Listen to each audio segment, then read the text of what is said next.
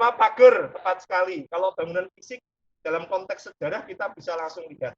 Ada tambahan atribut pagar ya. Sementara di tahun sebelumnya lapangan terbuka. Itu contoh perubahannya. Nah, keberlanjutannya lihat dari bangunannya teman-teman. Bangunannya Gedung Sate ini masih bertahan sampai hari ini. Maka bangunan itu sebagai bagian dari cagar budaya itu berlanjut, keberadaannya masih dipertahankan sampai hari ini. Ya, itu paham dari penjelasan keberlanjutan dan perubahan.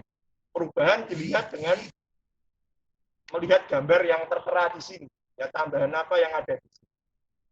Kalau keberlanjutannya jelas bangunannya ini masih bertahan sampai hari ini, masih dipertahankan. Bahkan kalau sekarang Gedung Sate fungsinya sebagai apa ya teman-teman ya? Rumah dinas Gubernur Jawa Barat. Ya, Ridwan Kamil itu tugasnya di sini Gedung Sate ya sehari-hari ya.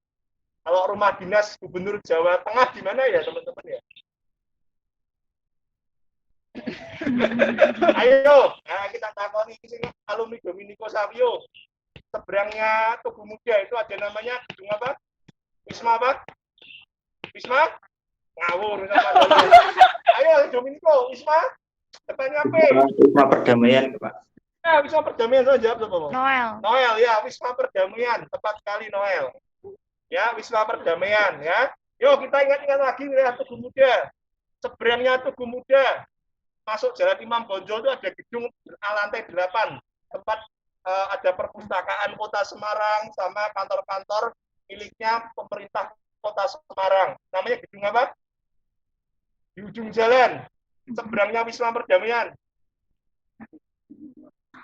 Apa? Ayo sing dolan rono sekitar Teguga. Gedung depannya P juga. Gedung Pandanaran. Ya. Sebenarnya Gedung Pandanaran ada bangunan kuno di situ, sering kamu jalan-jalan ke sana, nonton masuk harga 10.000. Lawang Sewu, ya seberangnya Lawang Sewu lagi ada apa? Katedral ya, katedral ya. Ya, katedral sebelahnya katedral ada Dominico Savio ya. Seberangnya Dominico Savio ada rumah sakit tentara namanya apa? Rumah sakit tentaranya namanya siapa? Apa? Rumah sakit tentara namanya apa? Bakti Wiratama. Bener, belakangnya Tamtama. Apa namanya? Bakti Wiratama itu tuh, Pak. Ya, Bakti Wiratama. Jawab siapa? Melin. Hah? Melin. Ya, Bakti Wiratama. Terus depan seberangnya Bakti Wiratama ada museum namanya museum apa? Mandala Bakti. Seberangnya museum Mandala Bakti ada pasar Hulu. Iya, teman-teman ya. Tuh, ya. Ingat-ingat dia seputaran Tugu Muda ya. Ya, wes. Masuk ujian ya, Pak? Hah? Yo, ora.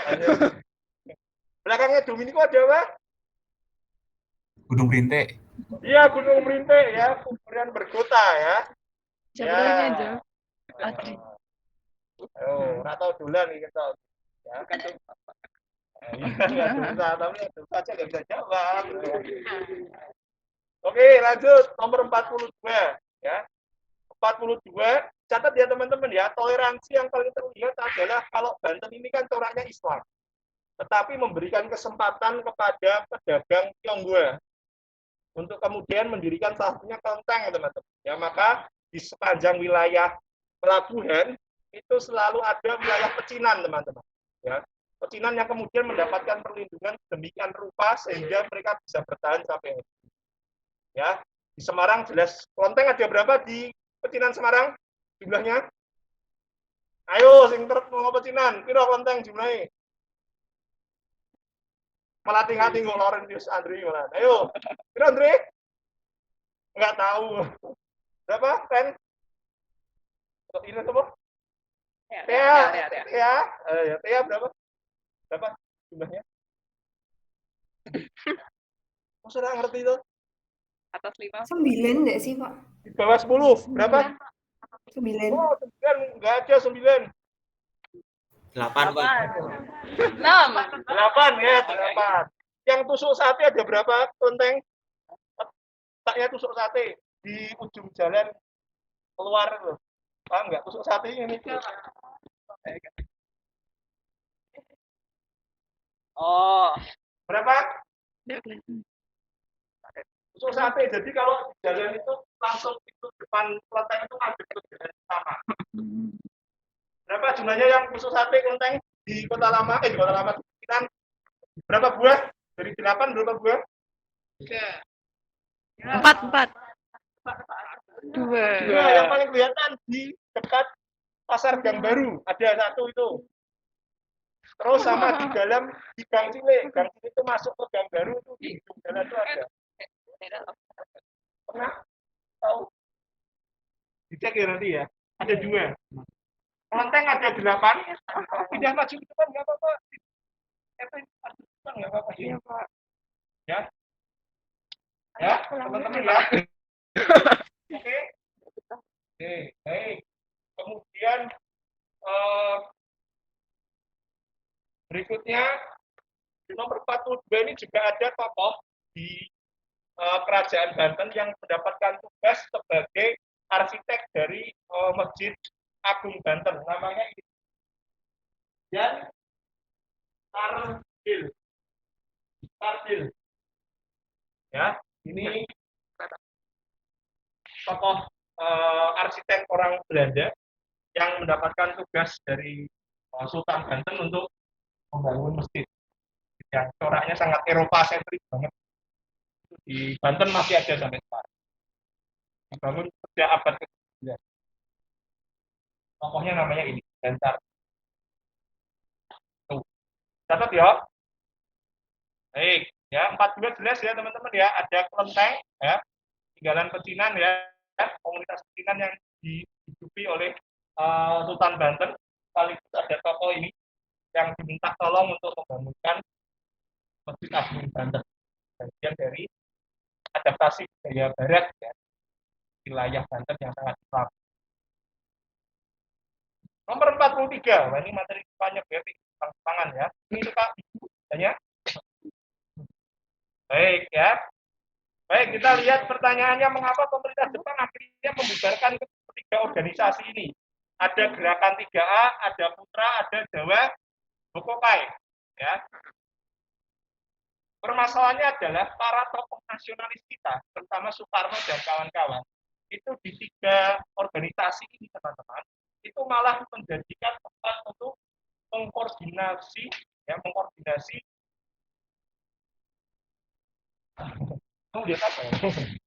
mengkoordinatori rakyat dalam upaya malah melawan Jepang. Di Jepang itu membentuk organisasi 3 ini, tetapi digunakan oleh Soekarno dan kawan-kawan itu untuk menghimpun pasukan, menghimpun massa, menghimpun rakyat untuk melawan Jepang. Jadi Jepang itu merasa dikhianati teman-teman ya sama Soekarno dan teman-temannya di organisasi ini. Malah justru tidak dibantu untuk berjuang di perang Pasifik atau perang Asia Timur Raya, atau kita kenal dalam artian luas ini adalah konteksnya perang dunia kedua. Jepang merasa dikhianati di sini, maka kemudian dibubarkan ya. Dan bahkan digunakan untuk gerakan perlawanan terhadap Jepang. Di organisasi ini malah jadi senjata atau kendaraannya Soekarno dan teman-temannya untuk melawan Jepang. Dan Jepang sudah memprediksi seperti akhirnya membubarkanlah organisasi ini.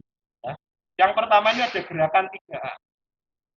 Nippon Cahaya Asia, Nippon Pemimpin Asia, dan Nippon Pelindung Asia. Ya. Dulu sebutnya bukan Jepang teman-teman, tapi Dai Nippon. Ya, sebutnya ini, ya. Dai Nippon.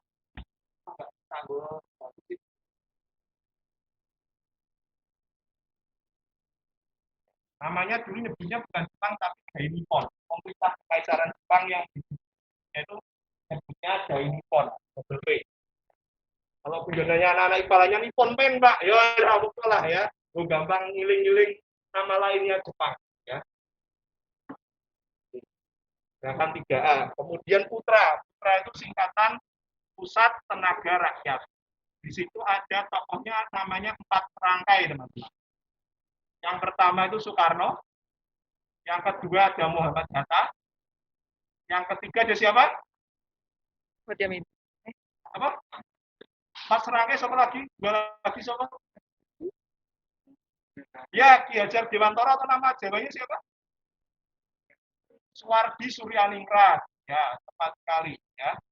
Antoni. Kemudian satu lagi adalah tokoh Islam namanya Kiai Haji Mas Mansur.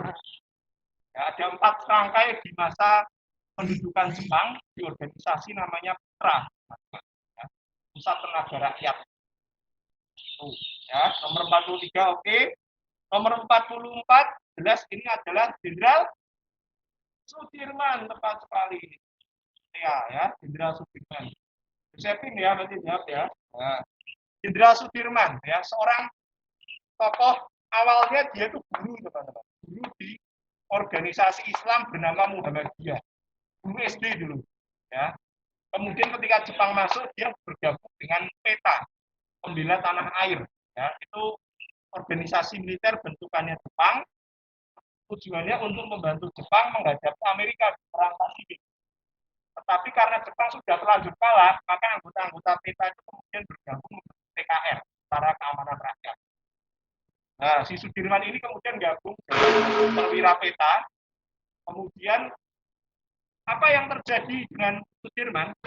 Sudirman kemudian dapat pangkat ya dari prosesnya dia dari perwira PETA dan meninggalkan dunia pendidikan itu, dia kemudian gabung TKR jadi Komandan Divisi 5 Banyumas dari tingkat TKR, teman.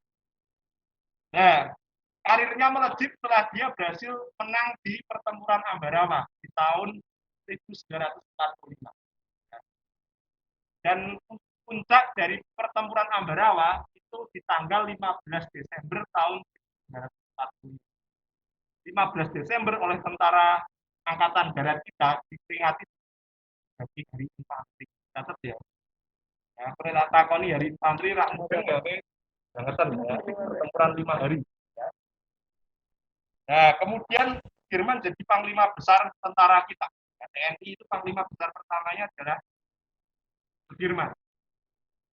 Sayangnya Sudirman berumur pendek, hanya merasakan kita mengalami kedaulatan kemerdekaan itu dengan benar. Setelah itu dia menjadi karena penyakit paru-paru yang dideritanya selama gerilya di masa revolusi Sudirman. Ya, jasanya luar biasa. Ya.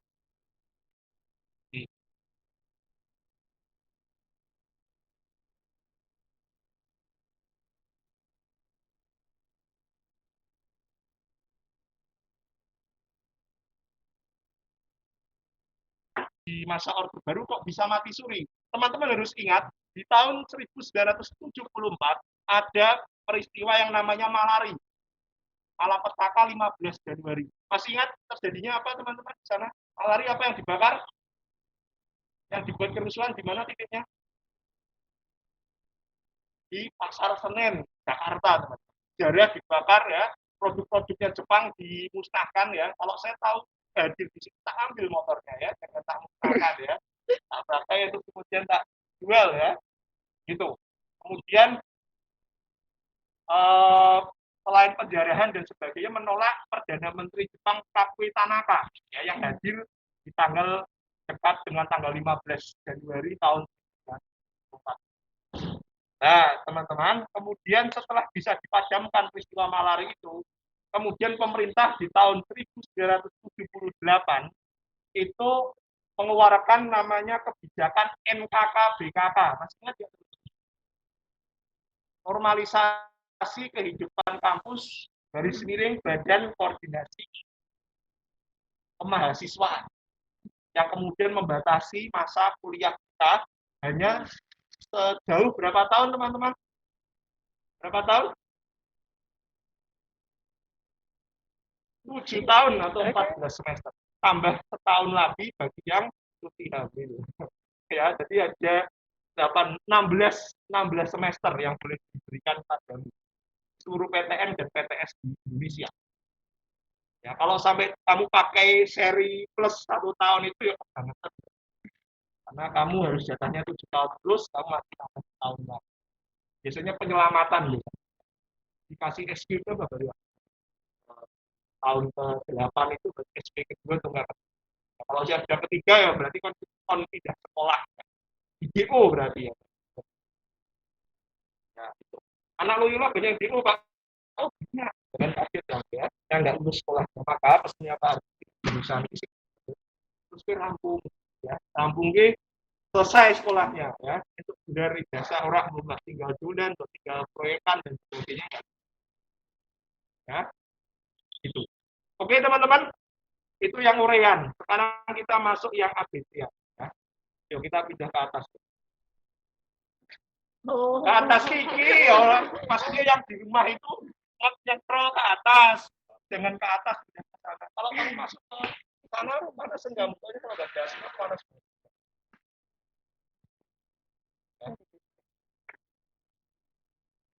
Nah. Oke. Lanjut berikutnya nomor 1 ya. Ini membahas tentang dalam sejarah manusia menjadi titik sentral karena manusia menjadi subjek dan objek sejarah. Jawabannya adalah A. Ya. Jadi dalam cerita sejarah itu manusia, kenapa manusia yang menjadi objeknya dan subjek sejarah? Karena manusia makhluk yang sempurna, ya punya akal, punya hati, punya ya budi, akal, tindakan, karsa begitu ya teman-teman. Jadi manusia makhluk yang beradab dan yang sempurna. Maka dalam sejarah pun menjadi titik sentral dari cerita. Ya, cerita bagaimana manusia itu berperan dalam sejarah, jadi subjek maupun objek. Kemudian yang kedua, sejarah adalah ilmu yang mengkaji peristiwa pada masa lampau. Unsur penting dalam kajian sejarah adalah pilihan. Jawabannya C. Manusia lagi menjadi sentral dan ruang serta waktu. Ya. Nomor 1A, nomor 2 C, teman-teman. Ya. Manusia punya batasan dalam ruang dan waktu dalam kajian sejarah. Kemudian nomor 3, nah ini kemarin masih ingat Pak Armin jelaskan tentang apa? Masih ingat teman-teman? Aduh, seiling. Nomor 3 ada kajiannya si Sartono Kartodirjo. Bukunya apa kemarin teman-teman? Judulnya apa? Pemberontakan? Apa? Pemberontakan? Ayo bukunya yang merah kemarin Pak Armi. Pemberontakan petani di Banten tahunnya? Iya, 1888. 5 tahun setelah peristiwa apa? Iya, Gunung Krakatau teman-teman. Ya. Tuh, bukunya Sartono ini. Besok kalau kamu kuliah di UGM di jurusan apapun akan lihat wajahnya Sartono nempel di beberapa titik di UGM. Karena ini memang tokoh yang legendaris di sana. Ini peletak dasar ilmu sejarah di Indonesia. Ya. Nah, jawabannya apa? Nomor 3 itu E, teman-teman. Ya. Ini kajian historiografi modern pertama di Indonesia yang menggabungkan kajian-kajian ilmu sosial untuk mendukung narasi sejarah yang lengkap. Maka jawabannya E, ya, derajat integrasi yang tercapai di Indonesia pada masa lampau. Ini kajian khususnya si Sartono Kartodirjo. Jawabannya nomor 3 itu E. Ya. Lanjut nomor 4. Nah ini berdasarkan tabel di atas, judul penelitian sejarah yang menggunakan konsep diakronik itu nomornya adalah C, teman-teman. Ya, kita bisa lihat di sini. Lihat yang nomor X2 itu kan pada masa revolusi kemerdekaan. Jelas ini kajiannya diakronik. Revolusi kemerdekaan itu sejak tahun berapa sampai tahun berapa? Revolusi tahun 1945 sampai kapan kita mengalami peristiwa pernyataan kedaulatan kita tahun pengakuan kedaulatan 27 Desember tahun 1949. Masih ingat nggak? Akhir dari konferensi meja bundar. Ya, berarti revolusi kemerdekaan kita itu hanya berlangsung sekitar 4 tahun. 1945 sampai dengan tahun 1949. Ya, itu X2. X3 jelas, ini diakronik karena ada batas temporal waktu, walaupun Royok Ponorogo ini tahunnya 65 sampai 70. Ini diakronik. Berikutnya yang Y2. Kalau Y2 juga jelas, Orde Baru. Orde Baru batas waktunya kapan? Kapan, Kathleen? Orde Baru? Tahunnya? Pergantian dari Orde Lama dari Soekarno ke Soeharto? 1966. Ya, tanya. Sampai selesainya tahun 98 reformasi. Berarti 66 sampai 98. Berapa tahun? 32 tahun. Ya. Ya, jawabannya cacing ya. Nomor 4. Nomor 5. Nah, ini bentuknya kayak di contohnya tipe loh. Ini satu-satunya. Siapa? Saya taruh aku, Pak. Nggak bisa buat TikTok tuh sayangnya. TikTok langsung mati. Terus rak kuat deh. Umur baru, HP baru.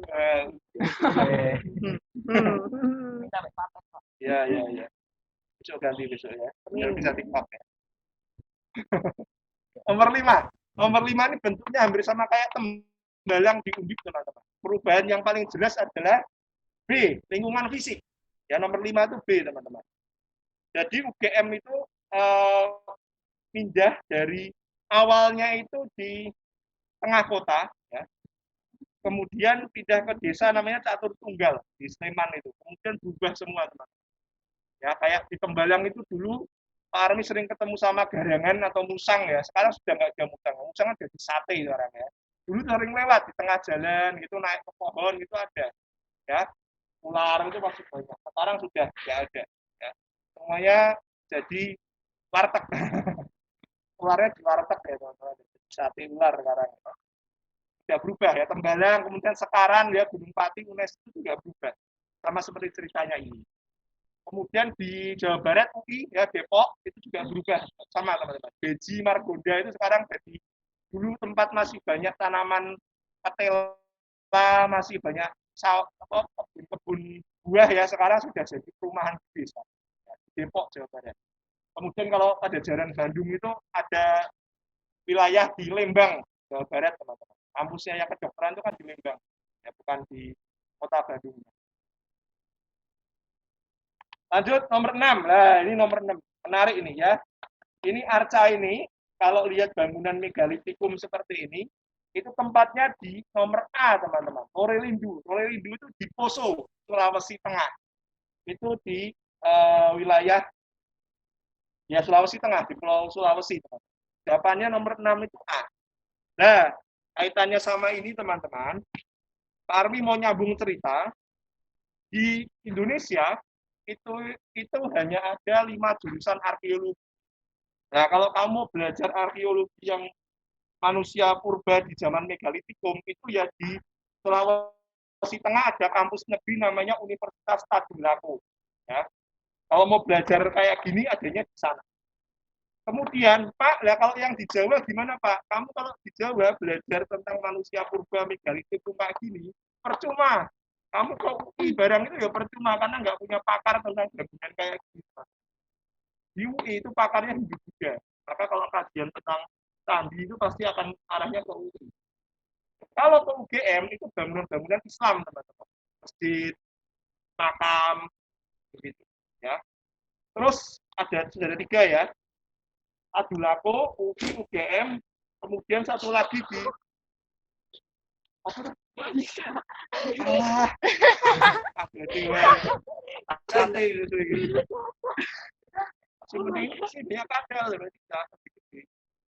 Yang ketiga, yang keempat ada Udayana, teman-teman. Ya, ada jurusan arkeologi di sana, tapi lebih kajiannya ke bangunan modern, tinggalannya kolonial Belanda, Inggris, Portugis di sana.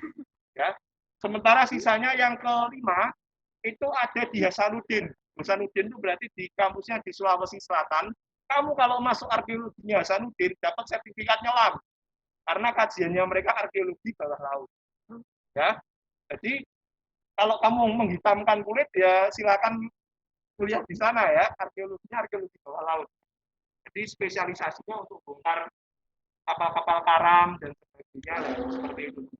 Itu maka pesan Pak Armi sama Pak Anton kemarin juga diceritani nek milih jurusan kuwi sesuai dengan kepakaran atau sesuai dengan apa yang kamu minati. Jangan kamu milih jurusan tapi kamu nggak tahu tawaran mata kuliahnya, teman-teman.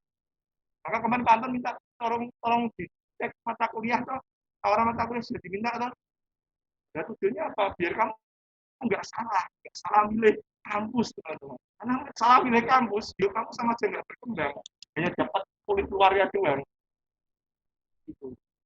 Ya, paham ya teman-teman ya? Sama kalau kamu belajar, katakanlah belajar kaitannya dengan ilmu-ilmu tertentu, ya. Kalau misalnya kamu mau ke UGM, kamu tanya Pak Yudi itu UGM banget, karena memang alumni UGM. Di UGM itu tujuannya kamu hanya belajar. Jadi saya Pak Yudi, fisika murni yang ngajarnya ya paripurna gitu. Kamu tanya Pak Yudi tentang fisika murni apa pun bisa jawab.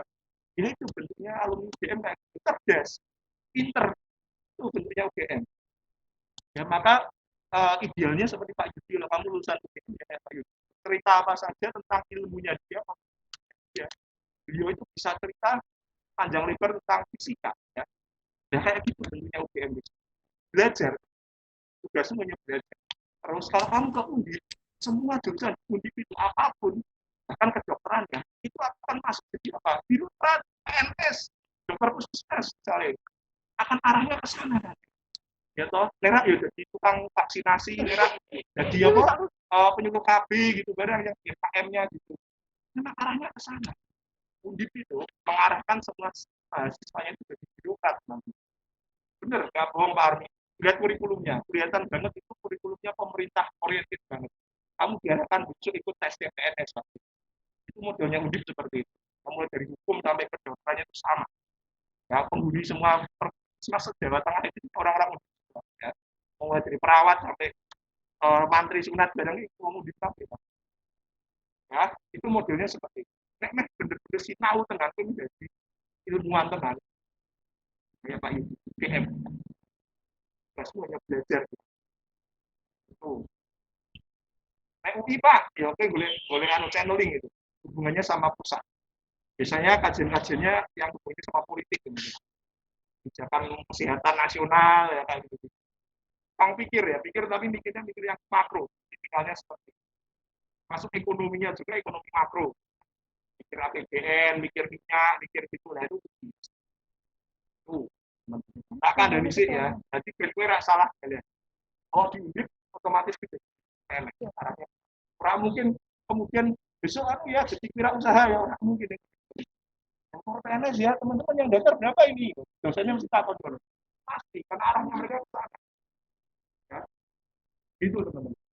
Maksudnya Pak Armi adalah ini siswa milih jurusan tidak kampus. Punya spesialisasi apa? Di luar negeri juga sama, ya. Dilihat dulu yang betul-betul dalam-dalam.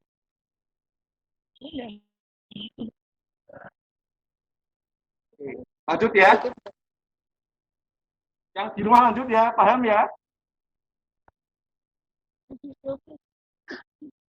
Halo? Halo. Lanjut Pak. Paham, Pak. Ya. Oke, berikutnya. Nomor 7. Kita kurang berapa menit lagi? 20. Wah, masih lama. Ya, sampai selesai ini bisa. Oke, nomor 7. Masa berburu dan mengumpulkan makanan. Teknologi dalam tingkat yang paling sederhana. Jawaban yang paling tepat ini E, teman-teman. Ya, karena langsung ambil dari alam. Itu tanduk rusa dan duri ikan pari. Ya. Kalau batu obsidian itu apa, teman-teman? Ayo, sinau biologi, geodesi, ITB, pertambangan. Buat pisau, Pak. Hah? Buat pisau. Oh, dari mana itu asalnya? Batuan apa itu? Hah? Batuan mana asalnya? Dari mana? Dari laut, dari sungai, apa dari gunung berapi? Dari gunung. Ya, gunung. Ya, ini evolusi batuan yang lebih tinggi ya. Dia lebih terbakarnya lebih lebih matang ya. Itu maka obsidian ya, batunya agak hitam gitu ya. Tuh, ya, batuan vulkanik teman-teman ya. Kalau batuan yang ada di sungai namanya batuan apa? Atau tanah apa, teman-teman? Apa? Tanah apa yang ada di tepian sungai atau endapan sungai, lumpur sungai? Tanah? A? A? Aluvial. Ayo katanya mau belajar pertambangan, belajar geodesi, geologi. Iya, pakai geodesi, geologi, pertambangan, teknik metalurgi, aerodinamika, astronomi, astrologi. Astrologi apa? Kalau itu kayak Ya, enak lo astronomi lo. Kamu besok belajar mainnya kalau timbang kalau busia ya, nonton ngeker bintang-bintang, ngeker anu ya. Ya nomor 7 ya, jawabannya E. Nomor 8, ini kebudayaan Dongson. Nah, Dongson itu yang paling terkenal adalah perunggu, teman-teman. Peninggalannya adalah perunggu. Kalau perunggu yang berkembang di Asia Tenggara, kenapa nggak besi, Pak? Kenapa? Coba. Ayo, di logika, ilmu kimia. Kenapa yang berkembang tembaga sama perunggu, bukan besi? Ini berkarat. Iya, karatan. Yang daerah tropis itu besi itu tidak tahan lama. Ya, maka perunggu dan tembaga. Kalau emas itu kemudian diolah lebih dalam lagi, tetapi dominan perunggu dan tembaga. Nah, besi itu lebih dominan di Eropa, teman-teman, karena tidak mudah berkarat di sana, karena mengalami situasi 4 musim ya.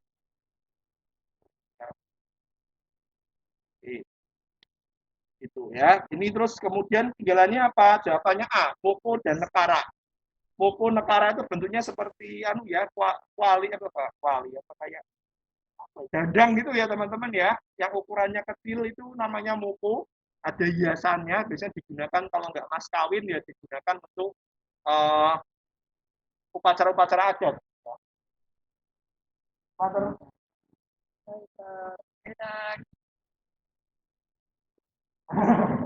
Belajar di luar atau dalam ya oke emang udah kita Tidak tertidur.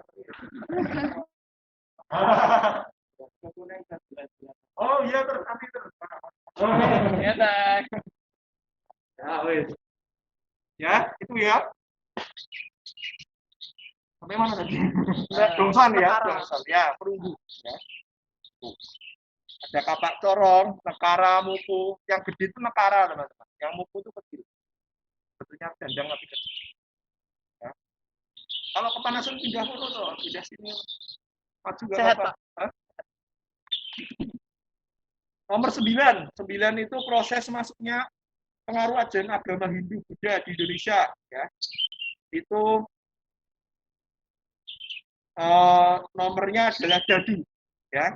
Masih banyak pertentangan. Ya. Hindu Buddha masuk ke Indonesia itu masih banyak apa namanya, banyak pro kontranya.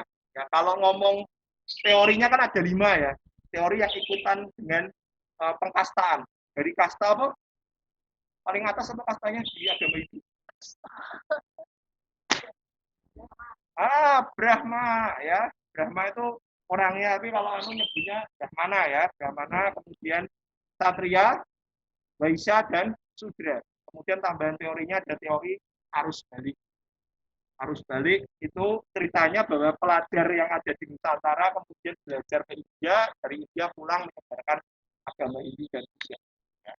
Kalau teori Brahma, Satria, Waisya, dan Sudra itu banyak ya seperti apa yang ditanyakan dalam soal ini, teman-teman, tidak ada bukti sejarah yang cukup kuat. Kalau teori Brahmana atau Brahma itu, bagaimana penyebaran ajaran agama Hindu dan Buddha itu bisa cepat, itu butuh berapa ribu Brahmana seluruh Nusantara. Jelas itu tidak logis. Ya. Karena jumlah mereka terbatas, kastanya kan paling tinggi. Ibarat dalam ilmu sosiologi itu, teman-teman, stratifikasi sosial. Kita ngajarkan bias kita. Ya. Pernah diajari di kelas 10, stratifikasi sosial, mobilisasi sosial? Belum. Dasar belum pernah diajari. Lupa, Pak. Baik, bentuknya ada di teman-teman. Kalau mereka semakin di ujung, jumlahnya akan semakin banyak, apa semakin sedikit? Dikit. Sedikit. Maka berapa bisa, teman-teman. Ya mungkin kemudian orang di puncak itu banyak bisa nyebar ke Nusantara. Itu kelemahan teori Brahmana. Ya, tuh. Kalau kesatria tidak ada bukti penaklukan dari India ke Nusantara di masa Hindu-Buddha. Ya, nggak ada bukti tubuh peringatannya nggak ada. Ya. Kalau di Perancis ada apa itu namanya? Gerbang apa namanya? Yang dibangun sama Napoleon? Gerbang apa? Penanda bahwa kejayaannya Napoleon kemudian lewat tengah kota Perancis itu ada gerbang gede itu jadi apa namanya jadi ikon wisatanya Paris juga selain Eiffel. Depannya apa? Art of Triumph itu ya. Ya itu tubuh kemenangan teman-teman. Kejayaannya si Napoleon. Napoleon pernah masuk Indonesia Pak? Pernah. Perwakilannya pernah masuk ke Indonesia.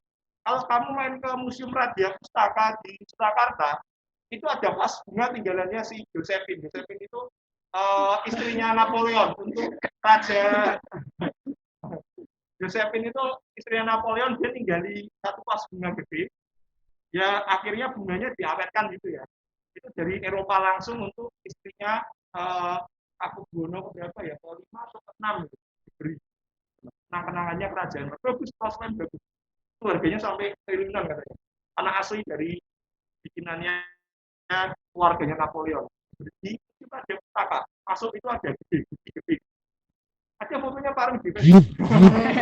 itu fotonya ada. Mahal itu loh, diburu sama kolektor itu. Nah, karena Josephine itu senang dengan dunia timur ya, dunia daerah jajahannya di timur itu cantik, menarik gitu. Orang-orang barat kan di sini senang lihat pemandangan alam, dia nggak pernah musim dingin. Mereka kan apa ya, musim dingin itu buat mereka itu sebagai situasi yang buruk buat mereka, karena mereka nggak bisa apa-apa. Bener ya, musim dingin itu kan sesuatu yang buat mereka kan sama, hampir 4 bulan, 3 bulan nggak bisa apa-apa. Mungkin karena kemajuan teknologi dan hiburan dan sebagainya, akhirnya mereka berjuang melawan itu. Masuk pemain sepak bola bareng itu main itu ya di tengah udara sampai -1, -2 terbiasa. Bahkan mainnya di tengah, kalau memang kedinginan itu jadwal pertandingannya itu jam 1 siang, itu jamnya Asia. Ya, maka kenapa kemudian lupa kok mainnya Liga Italia, Liga Inggris kok panas-panasan toh Pak? Di sana itu jam 1, jam 2 siang teman-teman. Demi tontonannya itu dilihat oleh orang-orang Asia yang masuk ke jam-jam time-time-nya kita, jam 6 malam. Di pengorbanannya mereka demi tuan itu kira mengerikan sekali di sepak bola, di basket itu. Kalau basket sih punya penggemar sendiri Pak Armi kalau mau ya, lagi nonton mau playoff ini ya. Sering saya sama Pak Alex nonton. Ya, kalau nggak ngajar, pokoknya jamnya sebelum jam 10 itu pasti nonton. Tapi karena kelasnya banyak ya. Nonton akhirnya. Sekarang nonton aja. Sering Pak Armi nonton lagi. Hiburan itu pasti nonton Pak. Setiap pagi nontonnya NBC. Ya, langganan nonton. Ya. Bang Suwung ya. Ya, nomor 10. Sepeninggalan Raja Balaputra Dewa, Kerajaan Sriwijaya mengalami kemunduran dalam bidang ekonomi. Salah satunya adalah faktor dapatnya dadu teman-teman, pendangkalan wilayah pantai ya. Ini Sriwijaya itu berpindah ke 3 tempat. Tempatnya itu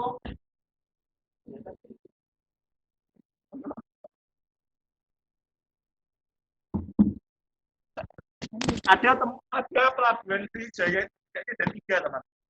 Yang pertama itu di kota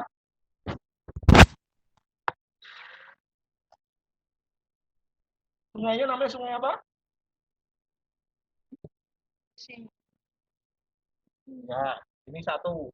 Kemudian karena pendangkalan mereka berpindah ke wilayah di Jambi, namanya Sungai Batanghari.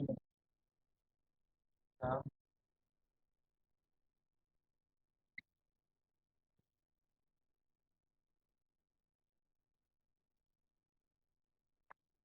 Batanghari. Kemudian pindah lagi, mereka ke Riau,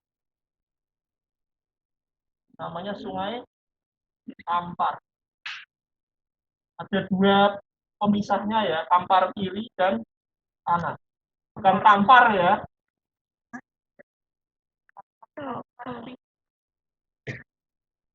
Jadi mereka pindah ke tempat ini, 3 tempat ini. Ya, itu Sriwijaya karena mereka mencari pelabuhan dengan tingkat apa ya, endapan sungai tanah aluvialnya nggak terlalu tinggi. Maka mereka berpindah ke 3 tempat. Paling terakhir di Riau, di Kampar kanan. Di nggak muara, di tepian sungai perlintasannya kiri sama kanan itu, teman-teman. Dan setiap peradaban besar dunia itu selalu tumbuh di tepian sungai. Ya. Masih ingat ya pelajarannya kelas 10? Orang. Ya. Misalnya kayak Persia atau Mesopotamia itu kan sungai Eufrat dan Tigris. Kalau Mesir di mana? Dia tumbuh di sungai apa? Nil, tepat sekali, Nil. Kalau Cina, sungainya apa? Ayo Cina, kebangetan tidak ngerti. Sungai apa? Sungai? Yangtze. Oh, Yangtze ngawur, Yangtze baru Arung Kabupaten Kungfu. Ngawur ini. Sungai Kuning, Pak, Sungai Kuning. Yangtze bisa tetapi tidak populer. Yang paling populer apa?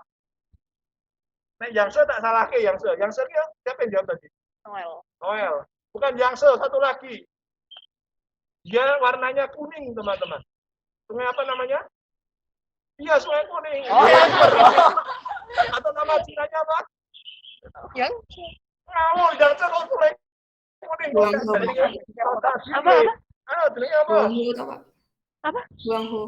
Iya, Huanghu. Oh, Mailin dong. Ya, Huanghu. Ya, Sungai Huanghu. Ya. Itu Sungai Kuning. Kuningnya itu dari tanah gurun apa teman-teman yang ada di Cina namanya? Iya, Gobi, tepat sekali, gurun Gobi. Oh. Itu membawa endapan lumpur ya, endapan pasir kuning itu ke Sungai Huanghu.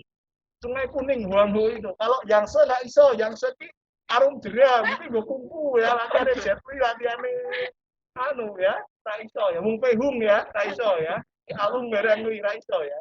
Nggak bisa ya, Yangtze itu terlalu ganas alirannya. Ya, paham ya? Ini Sriwijaya punya 3 ibu kota sebenarnya, berpindah sesuai dengan arus pendangkalan sungai. Ya. Kurang berapa menit lagi? 7 ya, sesuai. Lanjut. Nomor berapa lagi nih, teman-teman? 11. Salah satu peninggalan yang menandai kemajuan karya sastra di Kerajaan Majapahit itu adalah teman-teman. Ya, Negara Kertagama itu atau nama lainnya itu Desa Warnana. Loh, kok namanya Desa Warnana, Pak? Karena Hayam Wuruk sebagai raja terbesarnya Kerajaan Majapahit itu keliling. Dia anjang sana ke daerah-daerah kekuasaannya di Pulau Jawa. Bahkan ada cerita dia itu bendung hutan, teman-teman. Bendung hutan itu biasanya apa ya? Jadi dia itu sama prajuritnya ribuan orang itu mengelilingi hutan di Alas Purwo apa mana Jawa Timur itu untuk menahan hewan-hewan kayak celeng, rusa, banteng, bahkan harimau Jawa itu biar tidak lari keluar dari lingkarannya mereka. Jadi mereka itu bikin kayak pagar gitu, keliling untuk berburu, teman-teman. Jadi ceritanya zaman dulu itu raja itu juga berburu. Teman. Ya, maka kalau kita cerita di Eropa itu kan ada apa? Misalnya berburu itu apa? Kita berburu anak-anak itu apa? Kita kisahnya Eropa itu apa? Enggak, cerita kalau Cinderella terus itu anak berburu ya. Avengers, Pak. Cerita rakyat Eropa ya, bukan rakyat Amerika ya. Apa? Yang berburu-buru nggak ada ya? Nggak ada ya? Avengers, Pak. Avengers kok itu? Avengers. Nggak, pokoknya ceritanya berburu gitu ya. Apa ya? Empu Prapanca itu bikin negara Kertagama, isinya itu Desa Warnana, keliling gitu ya. Jawabannya paling benar adalah B, wilayah kekuasaan Raja Majapahit dan Jawa. Karena ini kan keliling ketek wilayah kekuasaannya. Ya. Kemudian ada kitab Tasoma. Tasoma itu yang isinya Bhinneka Tunggal Ika. Itu empu siapa? Antula. Nah, terus ada silsilah Raja-Raja Majapahit dan Singosari. Itu Ini apa namanya? Teman-teman, apa namanya? Cerita Kenaro, Raden Wijaya, Kertanegara, Pak. Pararaton. Oh. Ya. Kalau Ranggalawe Sora ini sebenarnya itu asisten atau anak buahnya si Raden Wijaya. Tapi karena mereka itu tidak senang dengan jabatan yang diberikan oleh Raden Wijaya, kemudian mereka memberontak. Nah, kitab Pararaton sama kitab Ranggalawe sama Sora itu cerita tentang para pemberontak. Ada bukti, ada 12. Wilayah pesisir merupakan daerah pertama yang bersentuhan dengan orang agama Islam. Ya. Masyarakat pesisir lebih cepat menerima pengaruh Islam daripada masyarakat daerah pedalaman karena ya, masyarakat pesisir itu fiskalnya terbuka, ya egaliter, ya, terbuka dengan pengaruh luar. Ya. Jawabannya 11B, 12E. Ya. Lanjut nomor 13. Perkembangan agama Islam di Pulau Jawa sudah terjadi sejak masa kerajaan Majapahit. Pernyataan ini diperkuat dengan, nah ini Pak Rui pernah main ini namanya programnya KKL, kuliah kerja lapangan. Jadi di sejarah Undip itu setiap semester jalan-jalan ada programnya, ya. Khusus anak sejarah itu, ya. Anak sejarah dimanapun di kampus di seluruh Indonesia pasti setiap semesternya pasti ada jalan-jalan. Namanya program KKL, kuliah kerja lapangan. Itu minimal 1 minggu. Kalau yang ini Pak Arwi main ke Trawulan ini 1 minggu, materinya itu semester 2 tentang juga. Mainnya ke Blitar, Malang, ya Trawulan di Mojokerto, Jawa Timur. Kompleksnya gede, ada bentuknya kayak gini teman-teman. Itu namanya kolam segaran. Konon ceritanya di dalam kolam segaran itu, setiap raja Majapahit yang menjamu tamunya itu tidak mau cuci piring. Piring-piringnya itu dari emas dilempar masuk kolam segaran, menunjukkan bahwa mereka kaya. Ya, jadi piringnya piring emas kemudian dilempar masuk, jadi nggak mau cuci piring ya. Memang biasanya nggak ada mbak-mbak cuci piring sama apa ya Abu Gosok apa mungkin ya. Jadi, ketika habis makan itu langsung piringnya dilempar masuk ke kolam segaran. Kolam segaran itu gedenya hampir seluyulan. Tentunya kayak gini modelnya persis. Makanya saya pikir ke kolam segaran gitu. Isinya ikan koi, ikan mas, kadang-kadang buat mancing juga. Tapi zaman dulu kolam segaran itu untuk mandi raja. Bayangkan raja mandi segede itu, mandiin siapa ya? Kebu apa mandiin apa? Kuda apa? Gede banget. Trawulan teman-teman. Silakan nanti main ke sana ya. Kemudian apa lagi ya? Blitar, Malang, ya. Banyak main ke sana. Ini jawabannya yang paling nomor 13 Dadu. Ya, penemuan batu nisan huruf Arab di Trawulan. Namanya makam panjang teman-teman. Karena makamnya itu semakin panjang, katanya menunjukkan status orang Islam yang dikuburkan di makam itu di daerah Trawulan. Ya. Panjang banget sampai 5 meter. Itu anunya, kepalanya, ya. Kepala ulamanya. Ya. Jawabannya Dadu nomor 13. 14. East Indian Company atau IC. Ini fungsi dagangnya Inggris. Ya. Dibentuk setelah lihat VOC sebenarnya. VOC kan 1602, EIC itu 1658. Ketika lihat VOC sudah sukses. VOC itu termasuk perusahaan multinasional pertama di dunia, teman-teman. Jadi orang-orang Belanda itu sudah terbiasa dalam berbisnis atau berdagang dengan model kapital. Kita foto dulu ya. Nah ya, fit ya teman-teman ya. Halo yang di rumah. Halo, Jovi sudah masuk belum itu? Jovi masuk nggak? Tolong. Enggak. Ya enggak ya? Yang masuk tuh 1379, 10, 11, 13, 15, 17, 19. Nicholas Alexander. Masuk. Halo teman-teman, sudah ya cukup ya? Iya, Pak. Ya, Pak. Nah, terima kasih. Kita ketemu minggu lagi. Nanti kalau memang baik waktunya kita offline lagi ya. Sekian sama kelas ya. Mas, tolong Mas. Belum difoto nih. Dadah, guys. Dadah. Terima kasih, Pak. Terima kasih, Pak. Terima kasih, Pak. Sampai jumpa.